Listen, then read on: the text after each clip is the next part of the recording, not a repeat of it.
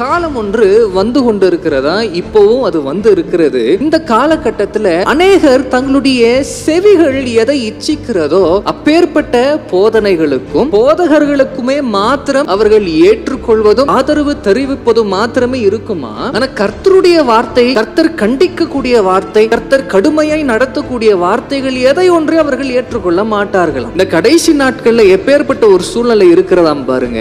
அவர்கள் தங்களுடைய செவிகளுக்கு எது வேணுமோ, அவங்க இருதயத்திற்கு எது வேணுமோ அதையே கேட்டுட்டு உட்காருவாங்க. அது எங்க சொல்லுவார்களோ அங்கேயே போவாங்களாம். அது எங்க அதிகமா இருக்கிறதோ, ஆண்டவர் வந்து உங்களுக்கு நல்ல காரை கொடுப்பாரு, வீடை கொடுப்பாரு, பெரிய பெரிய பங்களாக்களை கொடுப்பாரு, ஆண்டவர் வந்து உங்களுக்கு ப்ரமோஷனை கொடுப்பாரு, உங்க பேங்க் அக்கவுண்ட்ல ஆண்டவர் காசு கொடுப்பாரு, உங்களுக்கு ஆண்டவர் இன்னும் ஐஸ்வர்யத்தை கூட்டி கொடுப்பாரு. செவிகளுக்கு இச்சையா இருக்கக்கூடிய வார்த்தைகளை கேட்பதற்காக மாத்திரமே ஜனங்கள் இந்த கடைசி நாட்களில தங்களை ஒப்பு கொடுத்திருக்கிறார்களாம்.